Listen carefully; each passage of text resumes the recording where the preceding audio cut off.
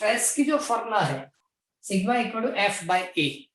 Different 3 type of stress मैंने explain किया। सबसे पहले टेंसाइल, लेंथ इंक्रीज होने के लिए, कंप्रेस होगा तो कंप्रेसिव स्ट्रेस। थर्ड मैंने बताया कि सपोज सरफेस के ऊपर, सरफेस को पैरेलल जो भी फोर्स देंगे, कल भी एक्सप्लेन किया था कि एज पर एग्जांपल कि आपने किसी भी क्रॉस सेक्शन पे फोर्स दिया और यहाँ इस टाइप की क्रॉस सेक्शन आपने कंसीडर की, तो जितनी एक्सटर्नल फोर्स है उतना ही आपको रिस्टोरिंग फोर्स मिलेगा।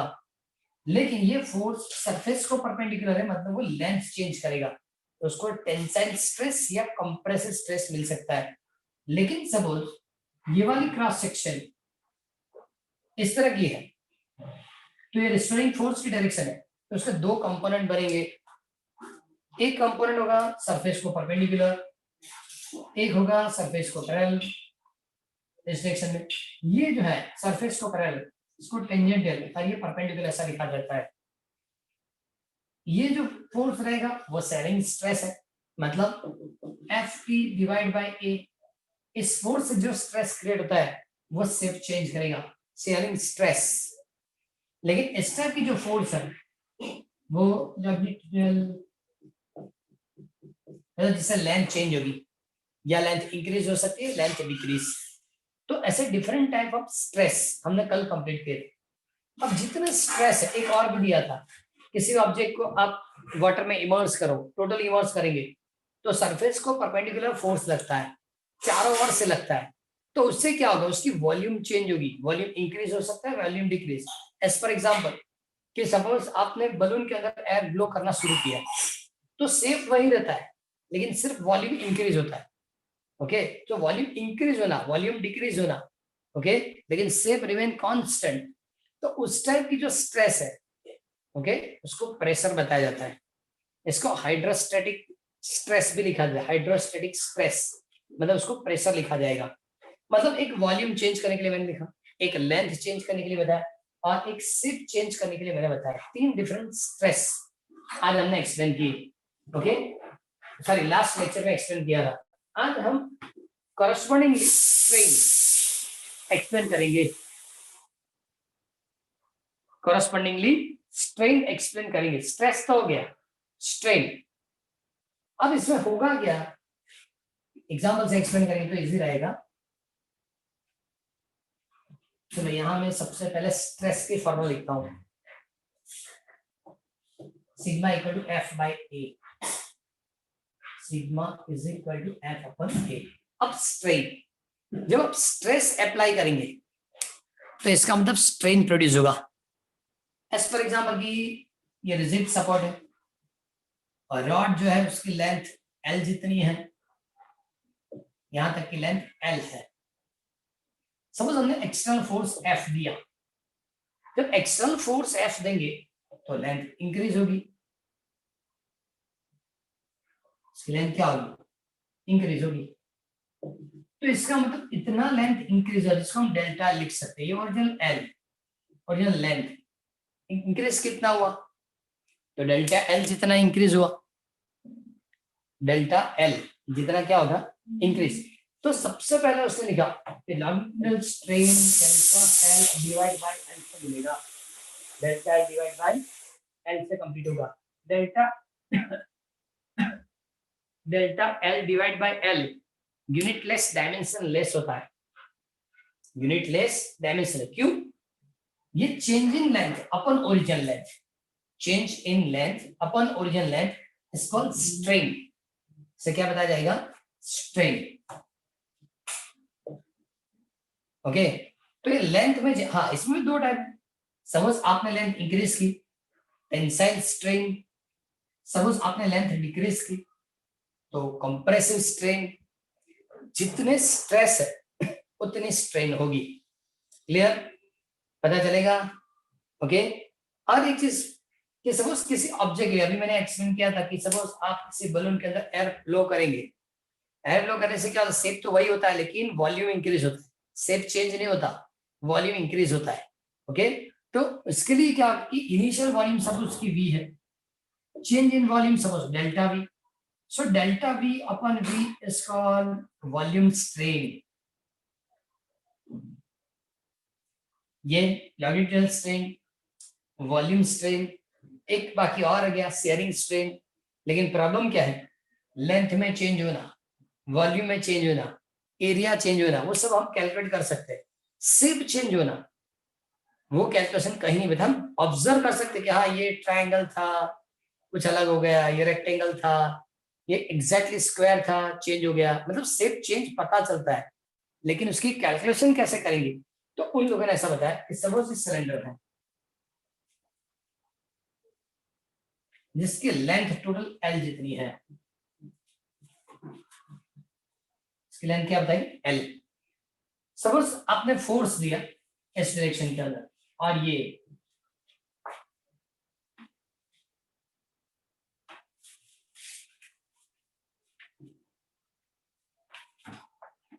इस टाइप की शेप में कन्वर्ट हो गया,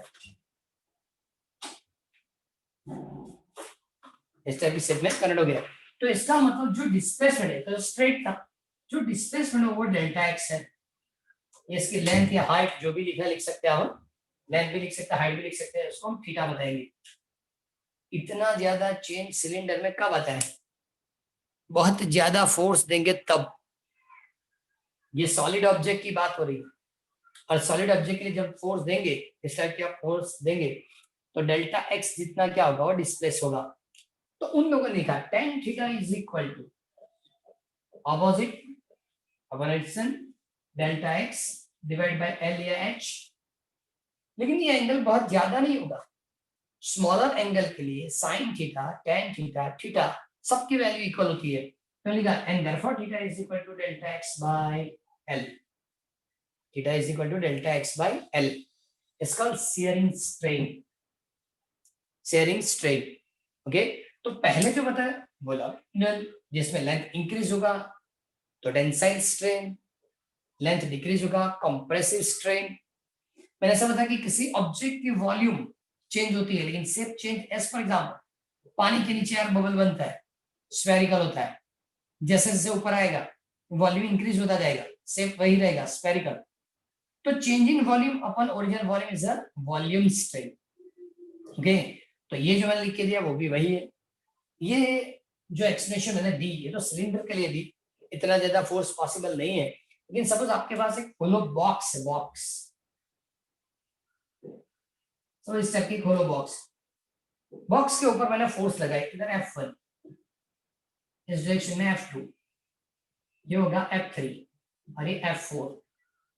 तो इसका मतलब जब आप फोर्स देंगे तो उसकी शेप चेंज हो जाएगी, कुछ शेप इस तरह का हो जाएगा, ये शेप कुछ इस तरह से मिलेगा। जब ये शेप चेंज होगा तो उसको इस तरह से आप कंसीडर कर सकते हैं, ये सपोज ओरिजिनल स्क्वायर, ये उसका ओरिजिनल स्क्वायर। फोर्स देने के बाद ये इस तरह का हो गया। So displacement is delta x, height या length is L, this angle is theta, shearing strain is equal to delta x upon L। तीन स्ट्रेन है लेकिन मेन बात क्या है, delta L by delta V by V delta X by X, मतलब strain unitless dimensionless, उसकी unit नहीं होगी, डायमेंशन फॉर्मूला भी नहीं होगी, क्योंकि वॉल्यूम मतलब metre cube upon metre cube, length तो मीटर अपॉन मीटर, ये भी length metre upon metre, so strain unitless dimensionless. Okay, पहले ऐसी कोई फॉर्मूला या कोई ऐसी फिजिकल क्वांटिटी हमने पढ़ी थी जिसकी यूनिट या डायमेंशन फॉर्मूला नहीं होती, आगे वाले चैप्टर में कहीं भी ऐसी कोई फिजिकल क्वांटिटी हमने एक्सप्लेन की थी कि जिसकी यूनिट और डायमेंशन फॉर्मूला नहीं है?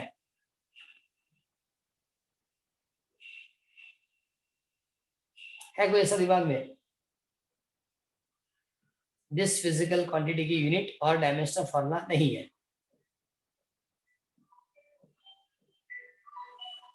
होगा ऐसा कोई?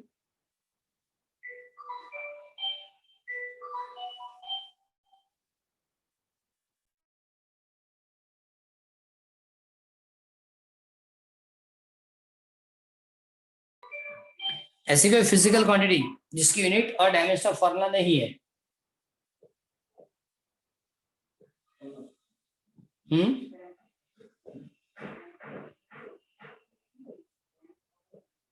आगे हमने 5th चैप्टर में ऐसी फिजिकल क्वांटिटी लिखी थी जिसकी यूनिट और डायमेंशन फॉर्मूला नहीं है। उस दिन मैंने बताया था कि ज्यादा पूछेंगे। Coefficient of static friction, coefficient of kinetic friction and rolling friction. Friction की फॉर्मूला क्या होती है? फ्रिक्शन फोर्स की फॉर्मूला, फ्रिक्शन फोर्स की फॉर्मूला क्या होगी? जल्दी जल्दी आंसर तो पता चले ना। फ्रिक्शन फोर्स की फॉर्मूला क्या होगी? ऐसा होगा, देखो फर्स्ट टेस्ट जैसे हुई दिवाली पहले, सेकंड टेस्ट ऐसे आएगी फरवरी में, तो कैसे रिवाइज करेंगे हम? अब तो 10th 12th की स्कूल भी स्टार्ट होगी, तो बाद में 11th और 9th दोनों होंगे, तो ये सब कंप्लीट करना पड़ेगा ना। फ्रिक्शन फोर्स की फॉर्मूला क्या होगी? F is equal to mu N. Static friction, kinetic friction, rolling friction सबके लिए फॉर्मूला इक्वल होती है। So mu S is equal to Fs by N. Force upon force, unitless, dimensionless. Similarly strain, strain के लिए unit नहीं होगा, dimension formula भी नहीं होगा। क्लियर? तो स्ट्रेन में कोई डाउट?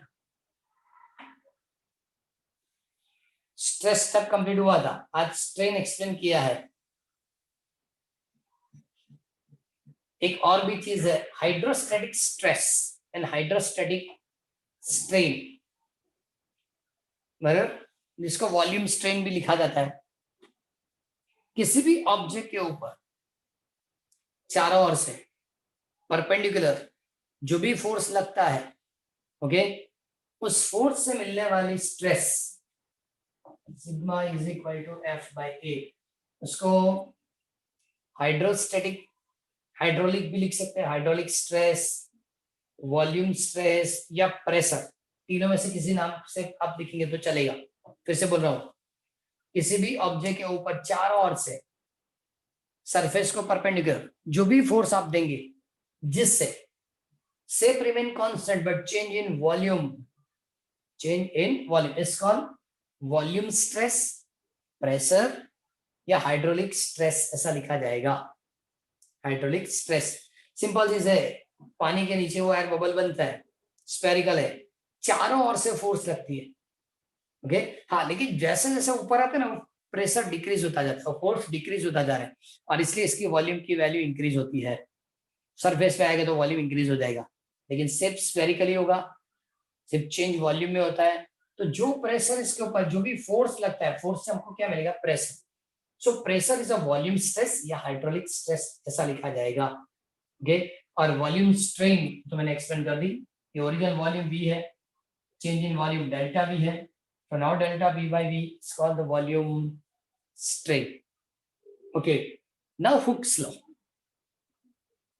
क्योंकि मैंने जो एक्सप्लेन की दो physical quantity stress and strain, ये दो फिजिकल क्वांटिटी से ही आपको हुक्स लॉ पता चलेगा।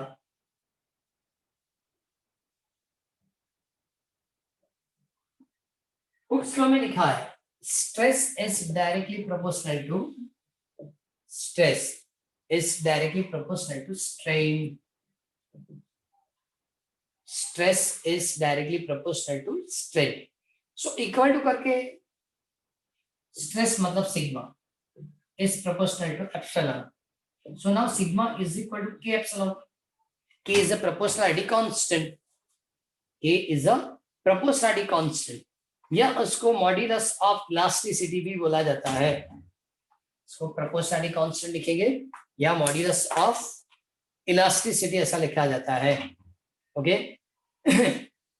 और ये जो चीज है वो डिफरेंट मेथड से कैलकुलेट की जाती है, लेंथ चेंज के लिए, वॉल्यूम चेंज के लिए, शेप चेंज के लिए, लेकिन तो ऐसा unit of K is equal to sigma upon epsilon. K की फॉर्मूला क्या होगा? मॉड्यूलस ऑफ इलास्टिसिटी की फॉर्मूला क्या होगा? K is equal to sigma upon epsilon, but sigma have a unit newton per metre square और epsilon unitless, dimensionless. So now unit of K is equal to newton per metre square या pascal. अब check करो कि पूरे chapter के अंदर number of ऐसी physical quantity है जिसको एक ही यूनिट है न्यूटन अपॉन मीटर स्क्वायर या pascal. Volume stress, shearing stress, tensile stress, compressive stress, galactical stress, hydraulic stress, जो भी नाम लिखा, हर स्ट्रेस के लिए हमने यूनिट लिखी थी न्यूटन अपॉन मीटर स्क्वायर। अब जितने प्रोपोर्शनलिटी कांस्टेंट लिखेंगे सबकी यूनिट भी क्या होगी, इलास्टिक, इलास्टिसिटी के लिए जो भी प्रोपोर्शनलिटी कांस्टेंट लिखेंगे सबकी यूनिट क्या होगी, न्यूटन अपॉन मीटर स्क्वायर। तो इसमें भी डायमेंशन फॉर्मूला तो चेंज नहीं होगी, m1 l-1 e-2। ओके, तो ये हुक्स लॉ में दिया था, इसमें लिख के दिया है, हुक्स लॉ के अंदर इस टाइप की चीज लिख के दी है। क्लियर? पहले टेक्स्ट बुक के अंदर जो उन लोगों ने लिख के दिया स्ट्रेस और स्ट्रेन, वो फटाफट पढ़ लो जल्दी। टेक्स्ट बुक के अंदर जो पैराग्राफ है स्ट्रेस स्ट्रेन वाला, वो एक बार कंप्लीट करो।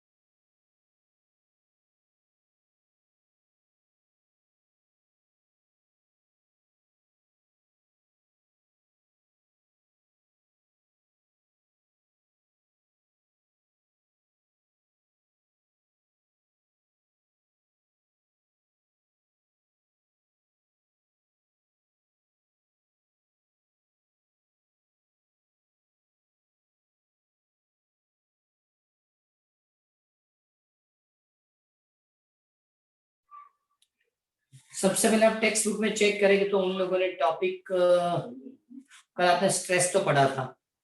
ओके, आज आप पेज नंबर 233 233 की वो स्ट्रेन वाली टॉपिक पहले पढ़ लो, और स्ट्रेन कंप्लीट होते हैं बाद में हुक्स लॉ लिख के दिया है। ओके, सिर्फ इक्वेशन है, यूनिट और डायमेंशन फॉर्मूला लिखना पड़ेगा। इतना पहले एक बार पढ़ लो, तो बाद में वो मैं स्ट्रेस और स्ट्रेन वाली ग्राफ एक्सप्लेन कर दूंगा।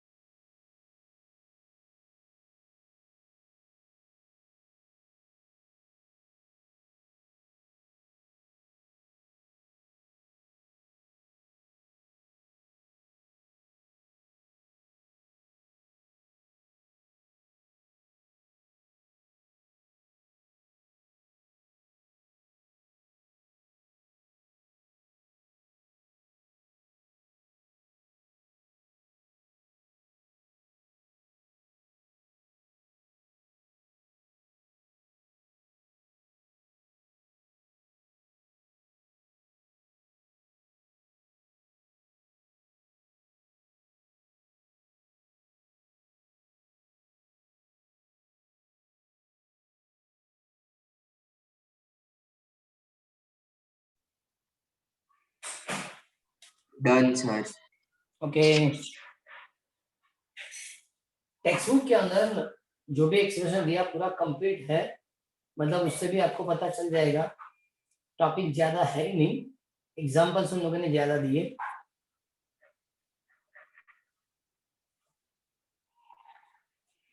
ये जो चैप्टर उसने एक्सप्लेन किया था वो सिर्फ और सिर्फ 9.5 नंबर टॉपिक के लिए किया था, स्ट्रेस एंड स्ट्रेन कर्व।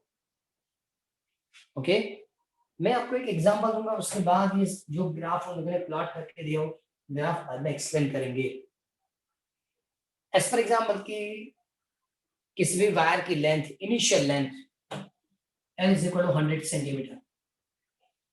अब इसके किसी भी एक एंड पे सपोज आपने वायर यहां से रख दिया और यहाँ वेट रखना शुरू किया, यहाँ वेट रखना शुरू करेंगे, वेट रखने तो लेंथ इंक्रीज होगी। सपोज मैंने 0.5 केजी ऐड किया, so answer is 100.5 centimetre. Okay, then मैंने 1 केजी किया, सो ये 101 सेंटीमीटर। उसके बाद मैंने 1.5 केजी किया, तो ये दोनों साइड की ऑब्जर्वेशन से एक चीज पता चलती है कि जैसे जैसे वेट इंक्रीज होता है सिमिलरली कॉरेस्पॉन्डिंगली इंक्रीज होता है। मतलब ये 0.5 केजी, सो 0.5 सेंटीमीटर इंक्रीज होता है। लेकिन जैसे जैसे आपने 0.5 डिक्रीज किया, 1.5 टू 1, 1 टू 0.5 और सभी वेट आप वापस लेंगे तो अगेन ओरिजिनल लेंथ कितनी मिलती है, 100 सेंटीमीटर। इसका मतलब ऐसा होगा कि जैसे जैसे आप वेट इंक्रीज कर, स्ट्रेस इंक्रीज करेंगे तो स्ट्रेन प्रोड्यूस होगी। लेकिन स्ट्रेस और स्ट्रेन बोथ आर मतलब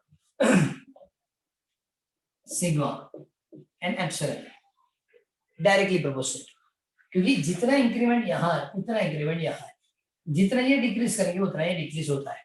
पूरा वेट वापस लेंगे 100 सेंटीमीटर फिर से हो जाता है, अभी भी वायर इलास्टिक लिमिट के अंदर है। क्लियर? ओके, चलो उसके बाद मैंने इसको 2 केजी किया। अब एजम्पशन के हिसाब से 102 होना चाहिए, लेकिन ये बोला 102.2 सेंटीमीटर, 102.2 सेंटीमीटर। देन मैंने 2.5 केजी किया। अब 2.5 केजी किया तो ये हो गया 103 सेंटीमीटर।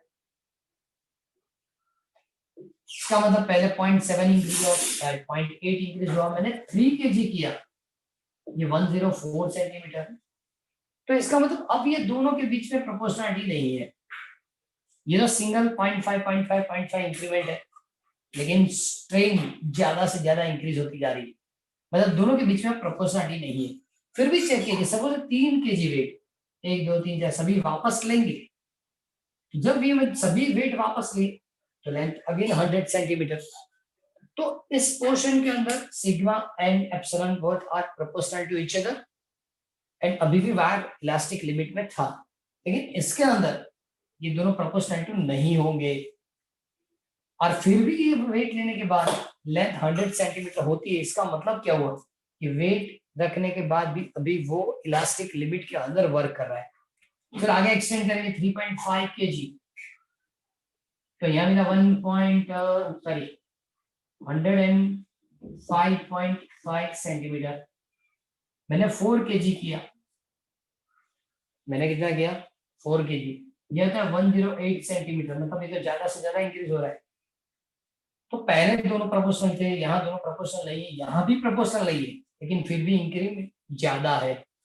फिर से चेक किया कि सपोज सभी वेट वापस लेंगे तो वायर इलास्टिक लिमिट में है, तो एक ही करके सभी वेट वापस लिए, लेकिन फिर भी वायर इलास्टिक लिमिट में नहीं है।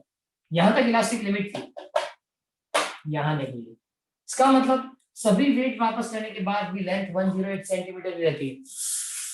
अब जितनी लेंथ इंक्रीज होगी वो डिक्रीज होने के बाद वापस उस कंडीशन में नहीं आएगी, मतलब ये वायर इलास्टिक लिमिट से बाहर निकल गया।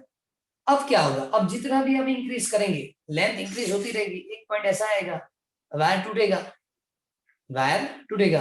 अभी पूरे पॉइंट सभी पॉइंट्स उन्होंने ग्राफ में एक्सप्लेन किए हैं। यहां स्ट्रेन, और यहाँ स्ट्रेस, ओके, स्ट्रेन और उधर स्ट्रेस। इनिशियली चेक कर दो, ग्राफ इस तरह का स्ट्रेट लाइन है, यहां लिखा O, इधर लिखा A, O और A के बीच में स्ट्रेस और स्ट्रेन क्या होंगे? दोनों कॉरस्पॉन्डिंगली इंक्रीज होंगे, कॉरस्पॉन्डिंगली डिक्रीज भी होंगे। ओके, जैसे जैसे आप स्ट्रेस इंक्रीज करेंगे स्ट्रेन भी क्या होगा? इंक्रीज होगा। डिक्रीज करेंगे तो डिक्रीज भी होगा। ओके, इसका मतलब जो ए पॉइंट है उसको प्रोपोर्शनलिटी लिमिट्स बताया जाता है। क्या लिखेंगे? Proportionality limits. क्यों? उसके बाद जब ग्राफ इंक्रीज होता है, ए और बी, ए से बी, ये ओ से ए वाली ग्राफ है, ये ए से बी वाली ग्राफ में मिलेगा। जैसे जैसे आप स्ट्रेस इंक्रीज करेंगे स्ट्रेन ज्यादा इंक्रीज होगी, मतलब दोनों प्रोपोर्शनल नहीं होंगे। ओके, लेकिन फिर भी जो वायर है वो इलास्टिक लिमिट के अंदर है, तो इसको एंड पॉइंट ऐसा लिख के दिया है टेक्स्ट बुक के अंदर। एंड पॉइंट मतलब इलास्टिक लिमिट तक है। ओके, नाउ मतलब यहां तक वो इलास्टिक लिमिट पे रहेगा, ओ पॉइंट से ए पॉइंट, ए से बी पॉइंट, बाद में आगे से बताया कि बाद में जितना भी आप एक्सटेंड करेंगे, सपोज यहां तक गए तो दोनों इंक्रीज हो, स्ट्रेस जैसे इंक्रीज करेंगे स्ट्रेन, देखो पहले मैंने इतना ज्यादा स्ट्रेस रखा, स्ट्रेन इतनी थी, बाद में इतना स्ट्रेस रखा, स्ट्रेन इतनी ज्यादा हो गई, अब से सिंगल लाइन की तरह है, इतना ज्यादा स्ट्रेन है। इसका मतलब अब जितनी आप स्ट्रेस इंक्रीज, स्ट्रेन बहुत ज्यादा इंक्रीज होगी। और बाद में सी पॉइंट आने के बाद सपोज मैंने पूरा वेट वापस लिया तो लेंथ डिक्रीज नहीं होती है, उतनी लेंथ मिलेगी। इसको लिखा परमानेंट सेट, ऐसा लिख के दिया होगा यहाँ। इसका मतलब जो 108 सेंटीमीटर हो गया, वेट ज्यादा रखा, 109 हुआ, 110 हुआ, बाद में डिक्रीज होने के बाद 100 नहीं होगा। ओके, उसके बाद भी आगे आगे आगे आगे आप वेट रखते जाएंगे तो उन लोगों ने ऐसे पर ग्राफ लेके जाके ऐसा ड्रा करके दिया है। इसका मतलब क्या हुआ कि अब जैसे जैसे आप वेट रखेंगे स्ट्रेन ज्यादा इंक्रीज होगी, मेटालिक वायर होने के बाद भी वो प्लास्टिक की तरह बिहेव करेगा, स्ट्रेस होगा प्लास्टिक की तरह बिहेव करेगा। तो उसने बताया कि ये पूरा ग्राफ जो है प्लास्टिक बिहेवियर का है। और देन लास्ट की पॉइंट डीबी लिखा है, प्रोपोर्शनल लिमिट करके यहाँ, लेकिन उस पॉइंट की जरूरत नहीं। लास्ट पॉइंट ई, जहां वायर टूटेगा, सब फ्रैक्चर पॉइंट। तो पूरी जो एग्जांपल मैंने बताई वो उन लोगों ने ग्राफ में बताई। ओ से ए तक दोनों प्रोपोर्शनलिटी रहते हैं, मतलब ये प्रोपोर्शनलिटी लिमिट है। बाद में आपने और वेट इंक्रीज किया, अब दोनों प्रोपोर्शनल नहीं रहते, फिर भी यहाँ वो इलास्टिक लिमिट में यील्ड लिमिट ऐसा लिख के दिया। ओके, उसके बाद भी हम वेट इंक्रीज करेंगे तो स्ट्रेन ज्यादा इंक्रीज हो जाती है। अब स्ट्रेस आप रिमूव करेंगे फिर भी वो लेंथ डिक्रीज नहीं होगी, मतलब इसको परमानेंट सेट करके लिखा। और इस लिमिट के बाद भी जितना आप स्ट्रेस इंक्रीज करेंगे स्ट्रेन बहुत ज्यादा इंक्रीज होती जाएगी। ओके, तो उसको प्लास्टिक बिहेवियर लिखा। बहुत बार ऐसा होता है कि पैर ऐसे स्ट्रेस करेंगे ना तो लास्ट में ऐसे खींचेगा, बाद में टूटता है। क्रॉस सेक्शन चेक कर, एकदम साफ होता है। क्यों? वो प्लास्टिक बिहेवियर रखता है, प्लास्टिक बिहेवियर प्लास्टिक की तरह खींचेगा, बाद में टूटेगा। और लास्ट में उसने कहा फ्रैक्चर पॉइंट। ओके, ये पूरे ग्राफ से उन लोगों ने 2-3 पॉइंट्स बताए। सबसे पहले तो ऐसा बताया कि जहां प्लास्टिक बिहेवियर ज्यादा मिलता है, जिस मेटल के लिए ग्राफ ज्यादा होता है, उससे आप wire, metallic seat easily complete कर सकते हैं, इजिली बना सकते हैं। क्यों? उसमें प्लास्टिक बिहेवियर ज्यादा है। लेकिन जो ग्राफ इन लिमिट के बाद, मतलब बी पॉइंट के बाद ड्रॉ नहीं कर पाते, जिस मेटल के लिए graph O to A, A to B, then आगे ग्राफ प्लॉट ही नहीं कर पाए। क्यों? ऑब्जेक्ट टूटेगी, ऑब्जेक्ट टूट जाएगी। तो बी के आगे एंड पॉइंट से आगे सपोज आप ग्राफ नहीं बना पाते, उसको डक्टाइल करके लिखा है। इस टाइप की जो भी ऑब्जेक्ट होती है उसको डक्टाइल लिखा जाएगा। डक्टाइल मतलब स्पेशल पर्पज से बनाई गई ऑब्जेक्ट। ओके, ऑब्जेक्ट जो प्योर ऑब्जेक्ट क्रिस्टल होती है, मतलब क्रिस्टल स्ट्रक्चर दिखते हैं, लेकिन डक्टाइल जो है नॉन क्रिस्टलाइन होती है। ओके, इसका मतलब डक्टाइल ऑब्जेक्ट के लिए बी पॉइंट से आगे ग्राफ नहीं मिलता, सब हम लोगों ने लिख के दिया है। जिसमें डिफॉर्मेशन ज्यादा, प्लास्टिक डिफॉर्मेशन ज्यादा है। ओके, से इजीली आप वायर और ये बना सकते हैं। तो पूरा ये ग्राफ वाला जो क्वेश्चन है वो कंप्लीट करो। Plot the stress and strain curve for metal and explain. इसको एक्सप्लेन करना है, कंप्लीट करो। चलो, बड़ा सा पैराग्राफ है, 3 मार्क्स तक जाएगा।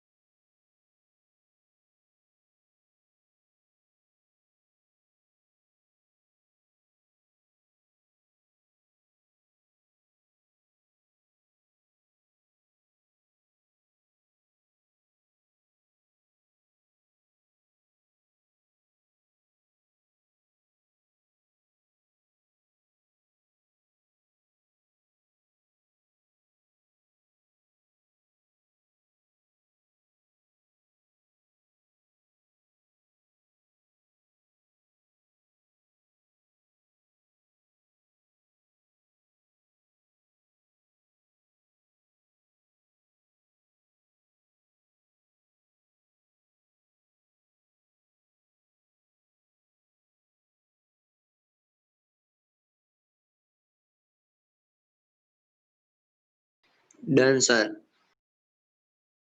Done, sir.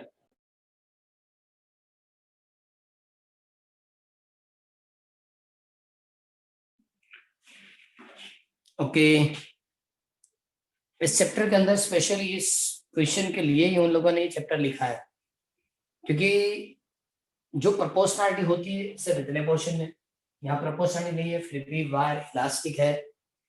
ओके, यहाँ जो भी स्ट्रेस इंक्रीज किया, स्ट्रेन बहुत ज्यादा इंक्रीज होती है, इतनी ज्यादा कि वो ओरिजिनल पोजीशन में से नहीं आ सकता, इलास्टिक लिमिट से वायर बाहर जाएगा और इलास्टिक लिमिट से बाहर जाने के बाद ही वो प्लास्टिक बिहेवियर दिखाएगा। मेटल है या मटेरियल है जिसके लिए इस टाइप की ग्राफ डिफरेंट मेथड से मिलती है। इसमें बहुत सारे ऐसे मटेरियल भी है जिस मटेरियल के लिए स्ट्रेस के सामने स्ट्रेन 700% इंक्रीज होती है, 700%, not 70, 700%। Okay, as for example की लेंथ 10 सेंटीमीटर है, आप एक्सटेंड करेंगे तो 70 सेंटीमीटर दिख जाएगा, 70 सेंटीमीटर, इतनी इलास्टिसिटी। ओके, तो ज्यादा स्ट्रेन इंक्रीज कर पाएंगे उस सभी ऑब्जेक्ट को इलास्टोमर बताया जाता है। इलास्टोमर से लिखा है कि material which can stress cause the large value of the strain are called elastomer. Elastomer में एक तो सबसे पहले आता है रबर। रबर जो रहती है वो टिश्यू ऑफ, और भी लिखा टिश्यू ऑफ, प्रॉपर दिखता है प्रिंटिंग प्रॉब्लम है। रबर जो इलास्टिक लिमिट से भी ज्यादा, एज फॉर एग्जाम्पल कि आपके पास रबर बैंड है, आपने उसको एक्सटेंड करना शुरू किया तो मिनिमम 3-4 टाइम्स तो इंक्रीज होगा, 4 टाइम्स से भी ज्यादा होगा, और वो टाइम्स 400% से भी ज्यादा, 400% से भी ज्यादा स्ट्रेन इंक्रीज होती है। तो उन्हें पता कि इस टाइप की जो भी ऑब्जेक्ट या मटेरियल है वो सबको इलास्टोमर बताया जाएगा। इसमें एक होता है वल्केनाइज रबर, रबर तो लिखा है स्पेशल टाइप होती है वल्केनाइज रबर। ये वल्केनाइज रबर इस तरह की फिनोमेना है, 600 to 700% स्ट्रेन इंक्रीज होती है। रेलवे के वो जो कोच होते हैं, दो कोच के बीच में वो लगाए जाते हैं, इसमें क्या कि जो एब्जॉर्प्शन वाइब्रेशन की आती है वो कर लेगा, वाइब्रेट होगा, ज्यादा वाइब्रेट होगा तो एब्जॉर्प्शन उसमें हो जाती है। इसके लिए वो ऑब्जेक्ट मतलब रबर वो यूज होता है। इसके लिए ग्राफ उन लोगों ने बताया, इसकी ग्राफ थोड़ी टिपिकल और डिफरेंट भी है।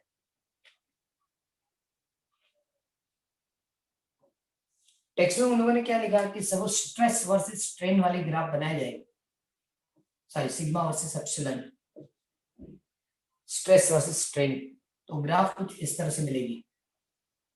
इसके लिए इलास्टोमर। लेकिन मैं एक और चीज इससे एक्सप्लेन करना चाहता हूं जो ज्यादा डिटेल देगी। इसने सपोज आपने इंक्रीज किया तो इस तरह गया है, डिक्रीज किया तो इस तरह से आएगा। मतलब जब आप स्ट्रेस इंक्रीज करेंगे तो इस तरह की स्ट्रेन मिलेगी, लेकिन स्ट्रेस डिक्रीज करेंगे तो इस तरह की स्ट्रेन मिलेगी। दोनों ग्राफ इक्वल नहीं है, डिफरेंट है। सिंपल एक चीज बताओ कि रबर इलास्टिक मतलब रबर बैंड आप स्लोली ऐसे स्ट्रेस करेंगे तो इनिशियली आपको ज्यादा फोर्स देने की जरूरत नहीं पड़ती, थोड़ी बहुत लिमिट के बाद इसको ज्यादा स्ट्रेच करना है तो आपको ज्यादा फोर्स देना पड़ेगा। तो मतलब इंक्रीज करके तो बहुत कम फोर्स की जरूरत है, थोड़ी बहुत लिमिट इंक्रीज होने के बाद आपको ज्यादा फोर्स देना पड़ेगा। तो ये ग्राफ हो गया, लेकिन वापस आना है तो धक्का देना पड़ेगा, नहीं सिर्फ आप इसको क्या करेंगे फ्री कर देंगे, ओरिजिनल कंडीशन में आ जाएगा। इसका मतलब क्या होता है कि जो भी आपने वर्क किया रबर बैंड के ऊपर वो सभी वर्क इसके अंदर स्टोर हो गया, तब तक वो स्ट्रेच रहेगा। लेकिन जैसा आप इसको फ्री करेंगे ओरिजिनल कंडीशन में इसलिए आता है कि वो सभी एनर्जी यूज करने के बाद काइनेटिक एनर्जी में कन्वर्ट हो जाएगा। मतलब जो एनर्जी इसके अंदर स्टोर हुई थी उसको काइनेटिक एनर्जी देगा, रिस्टोरिंग फोर्स के हिसाब से ओरिजिनल कंडीशन में आ जाएगा। मतलब जो भी वर्क आपने ऑब्जेक्ट के ऊपर किया था वो वर्क वो वापस नहीं करता, वो हीट एनर्जी में कन्वर्ट कर देगा। तो इसका मतलब क्या कि कहीं भी ज्यादा वाइब्रेशन है, जहां ज्यादा ऐसी कोई मतलब फोर्स ज्यादा लगती है जिसको एब्जॉर्ब करना है, तो इस टाइप की रबरिंग रखी जाती है।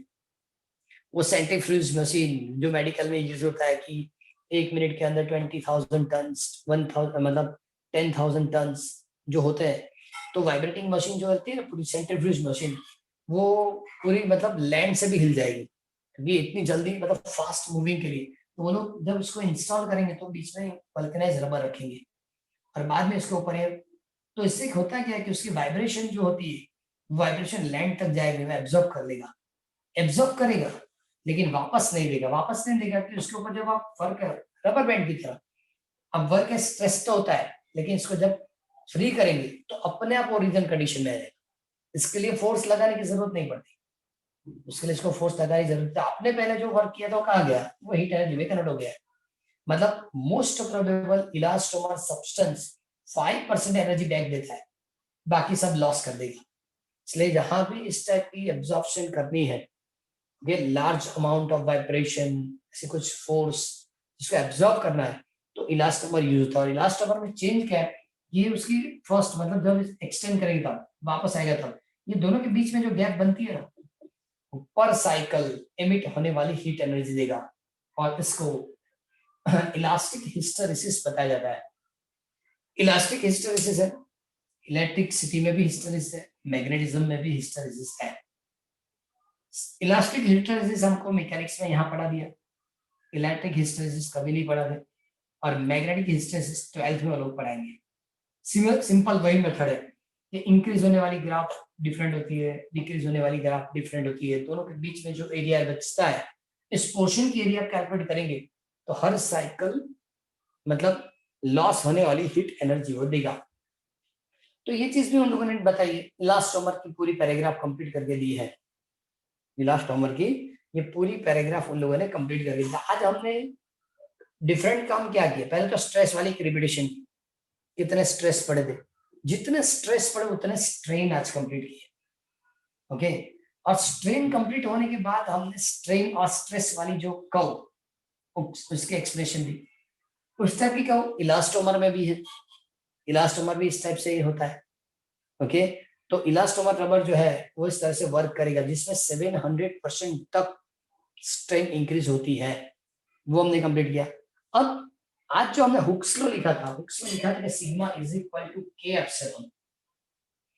तो के मतलब प्रोपोर्शनलिटी कांस्टेंट, वो के depend on sigma and epsilon. Suppose length के लिए है तो यंग मॉड्यूलस होगा, वॉल्यूम के लिए है तो ये बल्क मॉड्यूलस होगा, शेयरिंग के लिए होगा, शेप चेंज के लिए होगा तो इसको शेयरिंग स्ट्रेस और शेयरिंग स्ट्रेन से यूज करेंगे तो मॉड्यूलस रिजिडिटी मिलेगा। इसका मतलब के फिक्स नहीं रहता, लेंथ वॉल्यूम शेप सबके लिए डिफरेंट डिफरेंट मिलता है।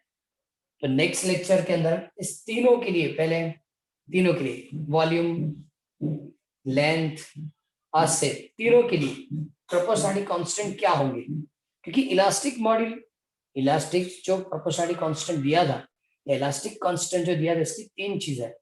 एक है young modulus for length, bulk modulus for volume, और बाद में कंप्रेसिबिलिटी और या मॉड्यूलस ऑफ रिजिडिटी, ऐसा करके लिखा जाए, modulus of rigidity for shape. ये तीनों की शॉर्टकट नेक्स्ट से स्टार्ट करेंगे।